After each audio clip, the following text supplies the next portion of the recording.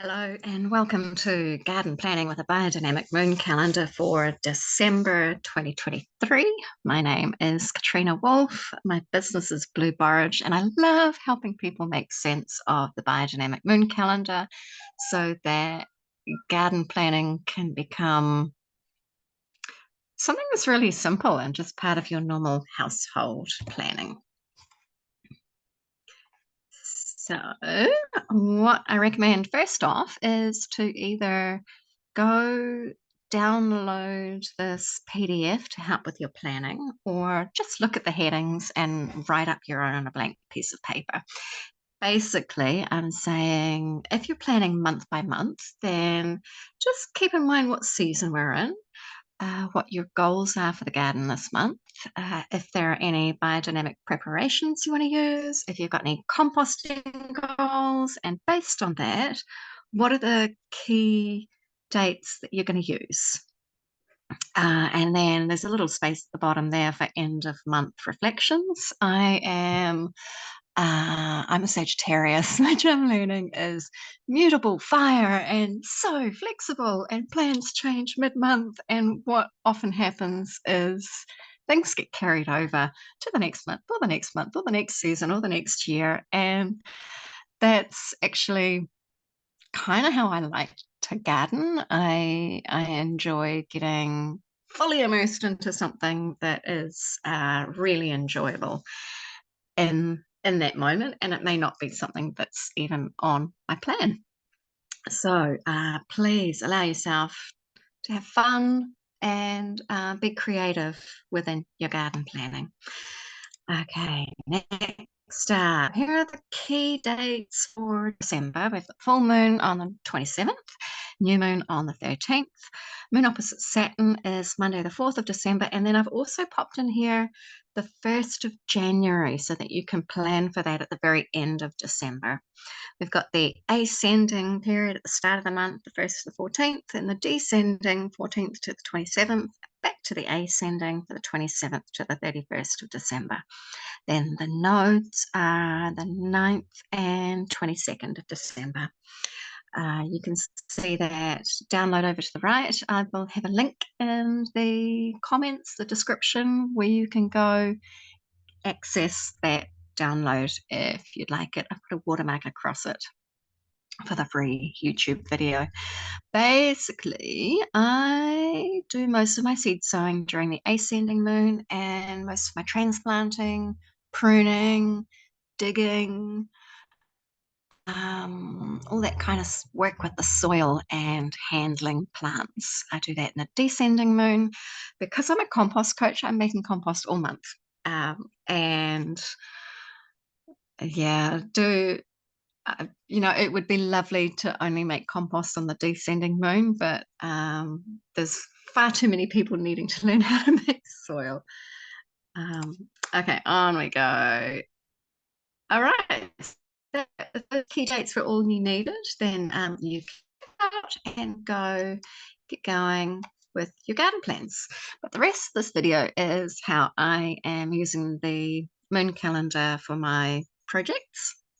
So there's 5 gardens here. Top left is a soil farm, the empty paddock I moved into October 2021, so it's nearly been 2 years. In the middle is Hazel's garden down in Dunedin, my little granddaughter. Her mother is a gardener, so when I went down to visit, it was a gravel driveway. There's quite a few containers around the back of it now. I'll show you in a minute.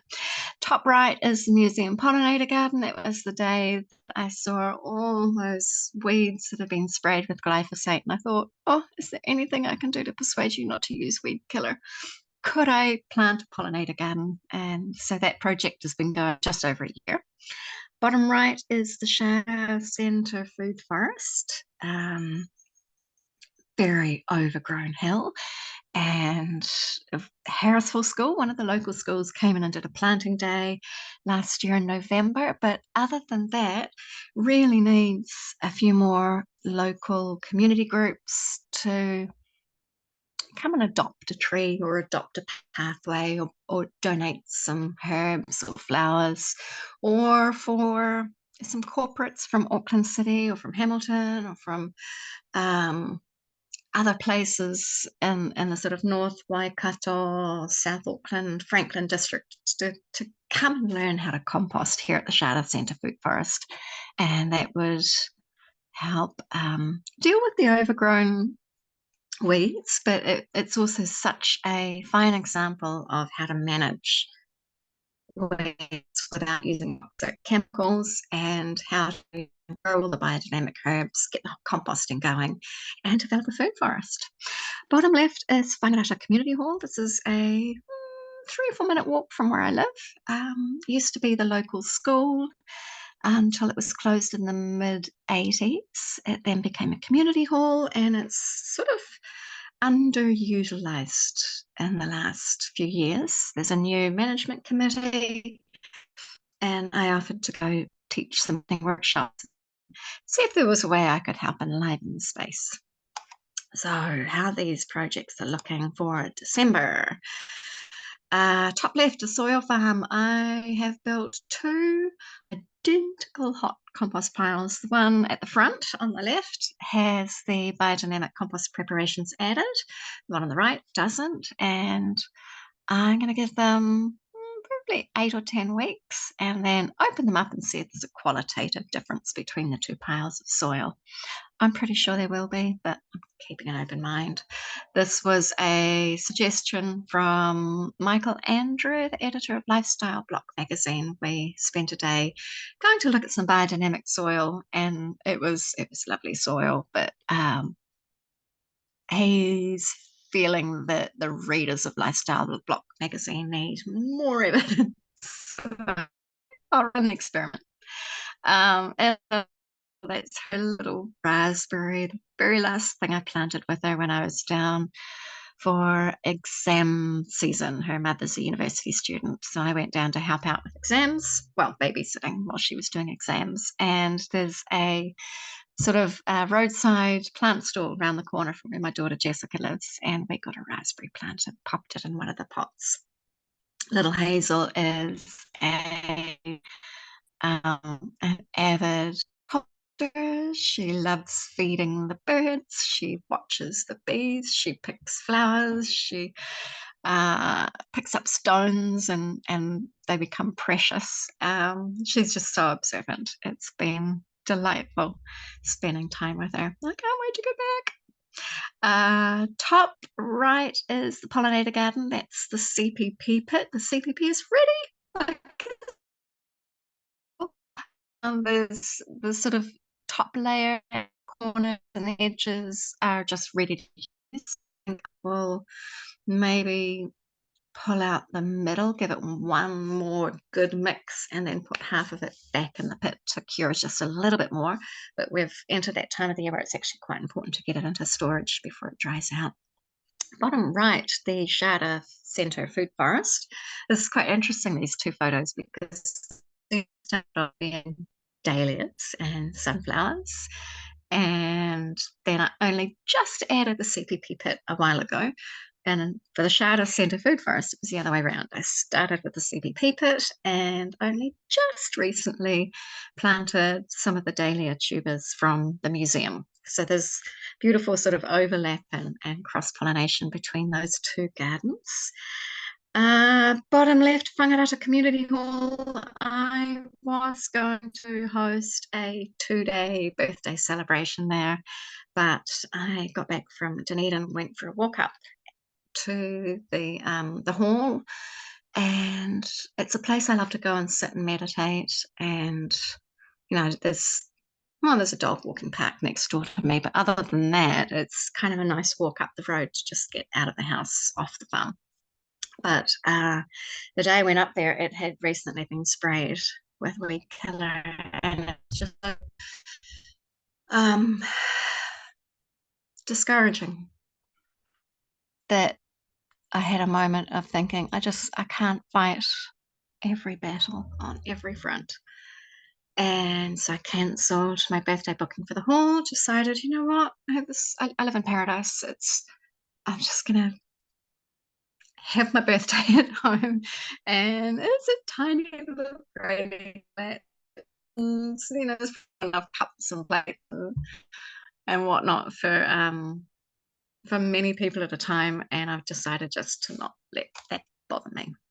So, plans for the next wee while on the soil farm, new sort of intention to feed the whānau. And so by this, it's my daughter Sophie and her friends, her flatmates. She's actually selling some of my tomato plants to her colleagues at work.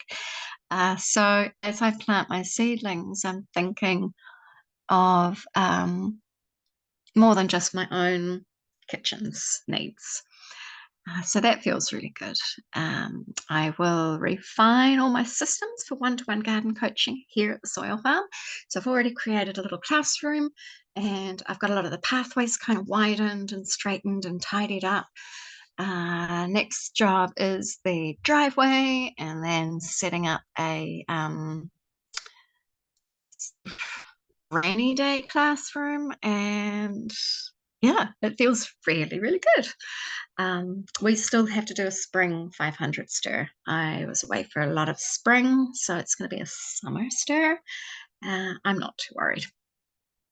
Whangarata Community Hall, stay curious, stay open-minded, and at the moment, the Waikato District Council call on me for help. I would love to show what's possible for community spaces to be non-toxic environments with holistic weed management, all the weeds kept on site, all the autumn leaves kept on site, and fully circular composting systems implemented. So if you know anyone at Waikato District Council, just plant the seed as I keep planting the seed, and who knows, one day they'll be ready. Next up, Hazel's garden. I guess at 2 years old, nearly 2, she is my youngest remote compost coaching client. So I really want to do video calls with her and her mum showing me how the garden's looking. And I need to print out a bunch of photos and make a book of her and I gardening. She calls me Granny Trini. Over on the right, the pollinator garden at the museum. It's really a matter of enjoying dahlia season. There's a few more patches we can clear and get more tubers in the ground. I think I've still got 50 or 60 dahlia tubers to find homes for. I should do a fundraiser. So if you're interested in supporting these community projects by purchasing very expensive dahlia tuber, get in touch with me and I can post one out to you, and you can either make a donation on the coffee account or pop payment through by bank transfer, and I can create an invoice for you. Next up at the museum, turn the CPP and start using it. It's so wonderful to be able to stir biodynamic preparations that have been made in that space. And I know the museum has trains going by all times of the day and night. That it wouldn't be my ideal for a home CPP pit, but it feels just right for the museum. And new question from the museum garden is some of the other volunteers are involved in the men's shed in Tuakau, and they're looking at putting in a garden. And I've said, oh, we've got extra plants, we've got extra soil, we could create a new garden from this garden. So I will maybe have updates on that in the next month or 3. We'll see.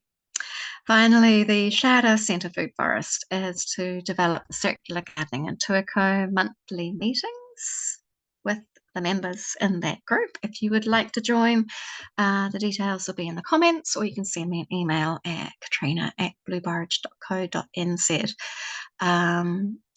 So the idea with this is to have people who can meet once a month, who can learn how to use the biodynamic remedies, how to manage weeds, just to kind of gain confidence in all the strategies that I use with my clients. And then we can host extra events to bring more people in. So Peter and Jill Backus, who live over in Thames, have offered to come and have a look at all these projects and give an introductory talk. And together we can brainstorm workshops for 2024, see what the community are interested in. Peter and Jill have decades of experience, expertise, wisdom, knowledge, insights that it's just it's wonderful to have them come and kind of back up what I'm trying to do, and to offer that high level expertise that I won't have for another 30 years. Hang on. Okay, based on what I've got in my plans, December, first couple of days is seed sowing, get the seed trays packed. And then Monday the 4th, we've got the event at the museum and the Charter Centre with Jill and Peter coming over. And then the next 2 weeks, I will be focused on soil farm classes. Once we get into the descending moon, I want to get that 500 stir here on the farm. So that might actually turn into a bit of a sort of Christmas thing. And then the last week of December is my annual reflection and planning retreat. I use the 12 Holy Nights as a sort of 12-day meditation. I'm still working. I just spend more time in the morning and late at night doing special meditation exercises. And so with that 12 Holy Nights, that's when I launched the DIY Almanac this time last year. That there's a new version of the Almanac coming out very, very soon. As soon as I finish recording this, I will get to work on that. So it's the 1st of December today. The DIY Almanac for 2024 should be up in the next day or two. There will be an early bird special, probably through till Christmas Eve. I quite like having a nice long special, but at the moment, the special deal I've got going is for my birthday. I'm turning 50 on the 8th of December, and it is 50% off my hot compost course, bringing that down to $50. So lots of 50s there.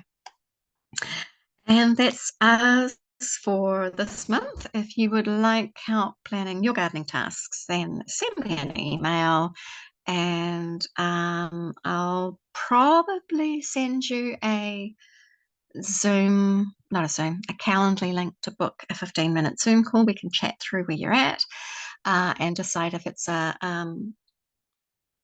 how big a job it is, whether you want to plan for just a month or for the whole year. Planning for the whole year has a lot of advantages, and that's what I'm trying to do with my projects, but I'm still in a month-by-month rhythm. So that's it for December. I could waffle on for quite a while, and I'm going to stop myself. Hop over to blueborage.co.nz and check out all the courses and offerings. And thank you so much for being with me again. And there should be another update for January.